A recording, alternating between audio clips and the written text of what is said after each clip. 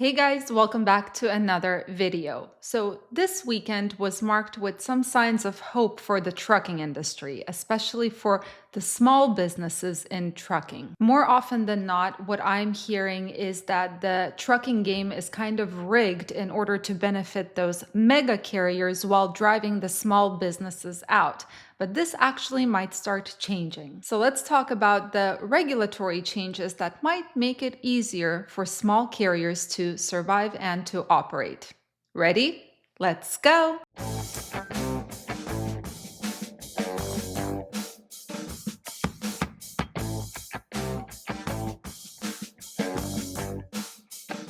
Deregulation. Now, this is a subject that usually ends up in a pretty fiery debate. There are some folks who actually believe that the government has their best interest at heart and that the government knows what is best. Other folks believe that the government is actually overreaching. Whenever I make a video about any type of regulation, what I see constantly in the comments, someone always says something along the lines of, if the government is knocking on your door and saying, I am here to help, run the other way. So what's the reality of the current regulatory landscape for the trucking industry? Well, there are so many existing regulations and so many regulations that come out constantly that it gets harder and harder to actually operate a profitable business. And the worst part is that it predominantly affects the smaller businesses. In trucking, and I'm sure many of you will agree with me on this one, not only do we have to follow the federal regulations, the state regulations, but also unspoken rules that we have to abide by that often will contradict what the federal and state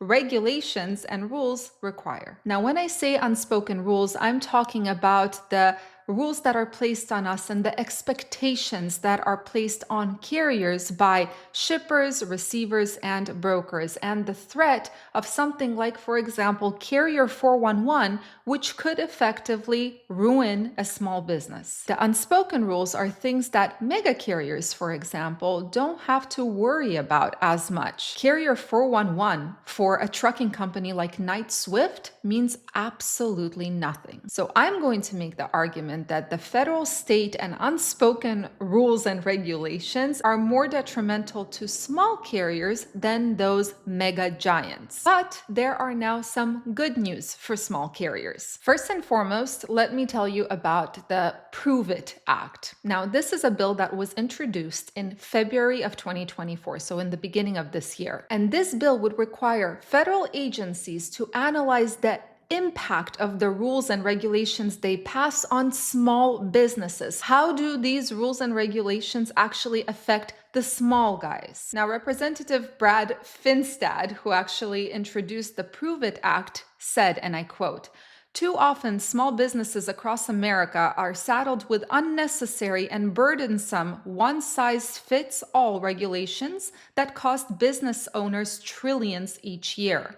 My legislation, the Prove It Act, is a common sense, bipartisan solution that creates a pathway for business owners to advocate for themselves in the regulatory process." Well, the good news is, as of December 5th, a few days ago, the House actually advanced this bill. Now we just have to see if it's going to pass Senate. But the question is, what would the Prove It Act actually do? How would it benefit us, the small businesses that make up 96% of the trucking industry, according to OOIDA? Well, first and foremost, it gives small businesses a voice. We will be able to raise concerns when regulators don't consider how the cost of the regulation is going to affect us. Second, we will be able to ask for, and I quote, for a review of the agency's work and make the government prove that it's compliant. Third, and this is a big one, if the agency that passed the regulation fails to comply with the review process, small businesses are pretty much exempt from that regulation. And finally, there's transparency, where small businesses can easily access the guidance documents and also raise questions and concerns when necessary. So when will this end up in the Senate? Well, according to Landline, and I quote, Although the Senate is not expected to take up the Prove It Act before the end of the legislative session, passage in the House indicates positive signs for the bill in 2025. Number 2, we have the beneficial ownership information, which I did talk about, I believe, in the beginning of this year. There was a push for business owners to file information, identifying information about the individuals who either directly or indirectly own or control a company. This was something that was supposed to promote transparency and make it more difficult for bad actors to hide. But then that information, which is all of the identifying information about the company owners or people who control the company, that information could then be accessed by, and I'm going to list some of these, federal agencies, state agencies, foreign law enforcement agencies, financial institutions, and so on and so forth. But the worst part is that the bigger companies were actually exempt from this. Only folks who have less than 20 full-time employees or make less than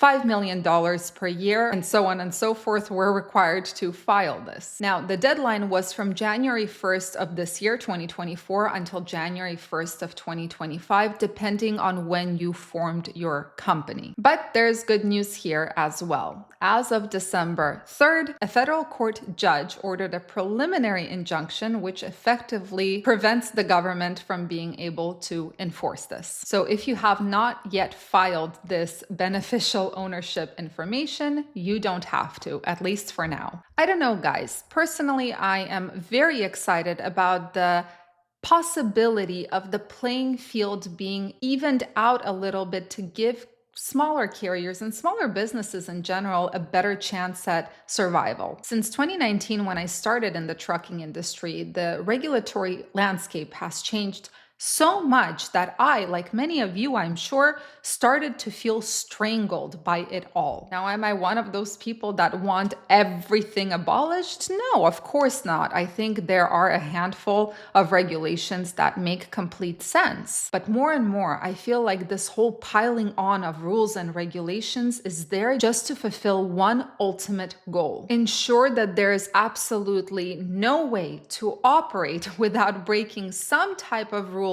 somewhere, so that businesses are forced to pay fines. At the end of the day, this is all a game of money, at least in my opinion. What do you guys think? Anyway, guys, thank you so much for joining and watching today. I'm very curious to hear what you think about this subject. I'm wishing you a fantastic rest of your weekend and a safe start to next week. Stay safe, stay healthy, and keep learning. See you in the next video.